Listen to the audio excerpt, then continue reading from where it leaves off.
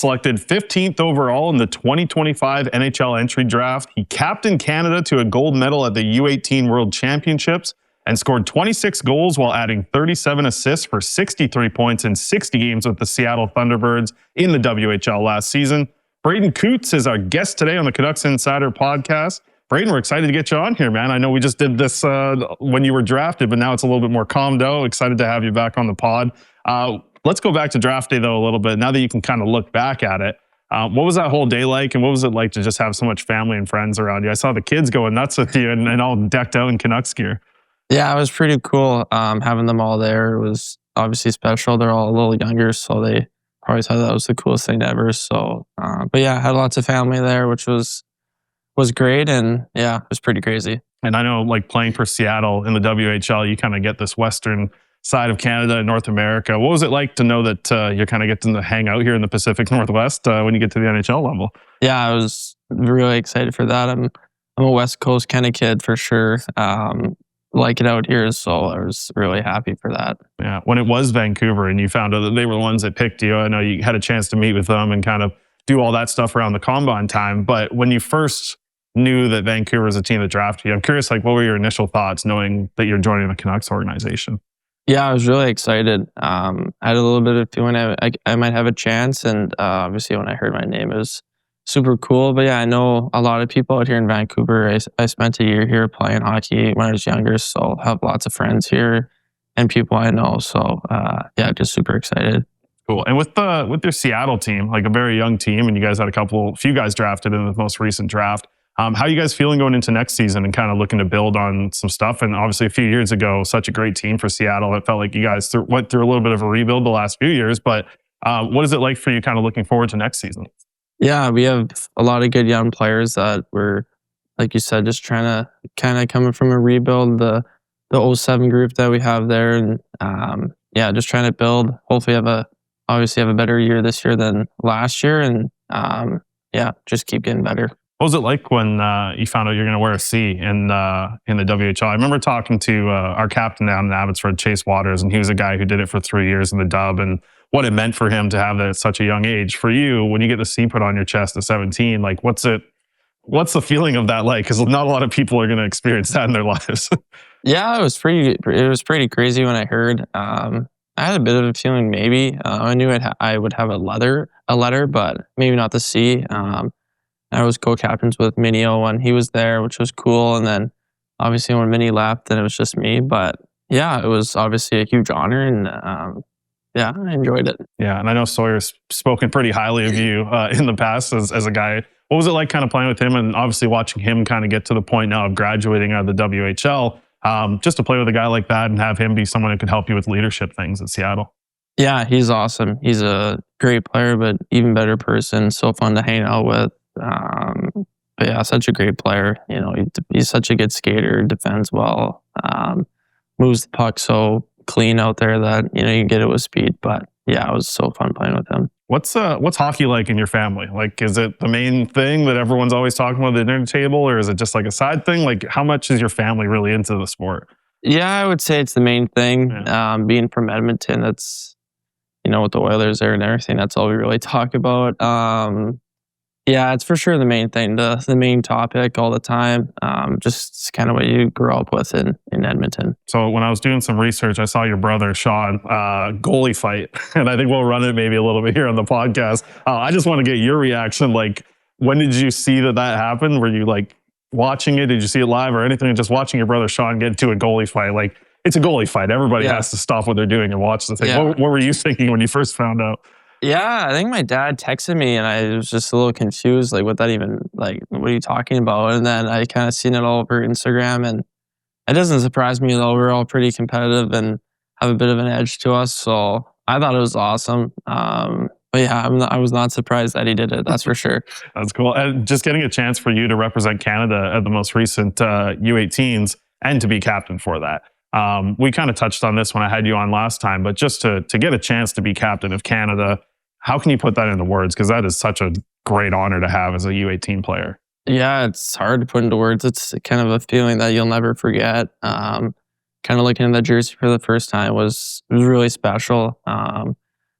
yeah, it was such an honor to be named captain for that team, and then obviously win gold. So yeah. What's going to be different for you this coming season of the WHL than maybe last year? Is there certain things you kind of want to build on from having a couple of years now? Yeah, just my overall game. I did a pretty consistent season last year and just trying to take it to another level. But yeah, keeping the leader, obviously the captain, and take a big step as myself and for the team. Yeah. What do you like so much about the WHL? Like I went down, actually I interviewed Minio down there a couple of years ago and got to kind of see your guys' facilities and like pretty nice building that you guys got there down in Kent. What do you like so much about the Dub and kind of playing in that league?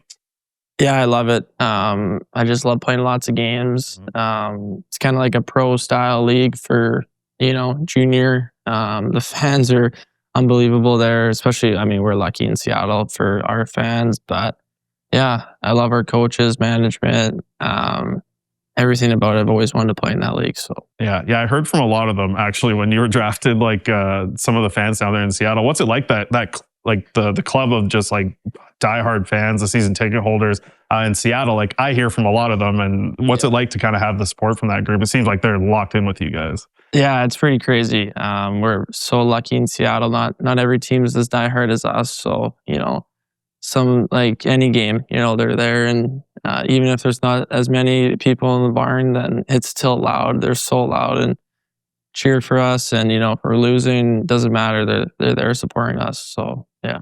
I'm sure another pair of people supporting you, your parents as well. What do your parents mean in kind of your journey to get to this point, and how cool was it to kind of see them after the draft? Yeah, obviously I wouldn't be here without them. They paid for everything. They drove me everywhere when I couldn't drive. Yeah, I can't thank them enough. That was the draft was a celebration for me, but to my family too, because I wouldn't be here without them. Yeah. When you look back at last season, what's something that sticks out to you that you were most proud of? Kind of looking at the way the year went and individually, but as a team as well. Is there certain things that you're pretty proud of from last year? Yeah, I think just our pushback as a team. We had a really bad start and had a young team, and then after about the trade deadline kind of ish, we turned it on, and we stuck with it. We were positive, kept trying to get better every day, and we had a really good second half. And then making the playoffs probably was one of my proud. Like nobody thought we were going to, and we obviously did, and then had a good series with Everett. And winning gold was good too. Yeah, But it's a good year, right? I did want to go back a few years though and talk about your time. You did mention you were with the Yale Academy here in BC a little bit. What was it like kind of going there, and how was that decision kind of made to take off from Alberta and come over to BC for a little bit?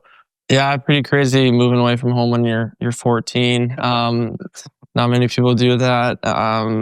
But yeah, my dad, he kind of knew about the program, watching it. It was a big tournament in St. Albert called the John Reed that we kind of first heard about the program and the coaches, and knew a couple of people here in Vancouver from spring hockey tournaments when I was younger and talked to their parents. But yeah, that was a great year. It was a really good decision to go there. Mm-hmm. Back at development camp, you get a chance to kind of meet Mikhail Samuelson and Mike Komisarek, the development coaches, the Sedins as well on the ice, guys that are going to be helping you. I just kind of want to get from your perspective, what it means to kind of have this new piece of your life now where it's like some former NHLers who want to help you become an NHLer. Like I find that an interesting dynamic that like you kind of only get right after you're drafted. So how do you kind of look at that, and how do you want to get the most out of these guys? Yeah, it's crazy. I mean, you're getting coached by the Sedins is, it's a little, you got to get used to it. But they're so smart. Everyone here, it's a different level for sure with the development and all that. But obviously just want to ask questions, learn as much as I can and keep trying to get better every day. All right. What's the summers look like for you? What's the training look like? Are you with a group of guys, like same group, or just going out random places, or how's it kind of look for you? Yeah, pretty similar. I mean, like where I work out, we got the same group every day. Work out at 11. Been going there for probably my 5th year since I started training. So it's awesome. Yeah, do that. Then got skates that I go with, obviously same groups and power skating and all that. But yeah. When you were young, I'm curious, like, and it's hard for me because I keep getting older. you're still 18. Like, well, when you were young, what was it like watching like some players that stuck out to you that kind of drew you to the game and really made you, I mean, a fan of the sport? Yeah, I love Sidney Crosby growing up. I think a lot of people would say that. He was kind of my guy, the Penguins, especially when they're really good in their cup runs there. That was a big one. And then obviously McDavid too, being in Edmonton, just seeing what he's done over the past years is pretty crazy. Yeah. Well, Braeden, appreciate you jumping on the podcast here. And I know we've used you a couple times now already, so we'll give you a little bit of a break for a while, but appreciate you coming on the pod, and best of luck next season with Seattle and obviously with Canada, hopefully as well. So thanks for taking the time today. No problem. Thanks for having me.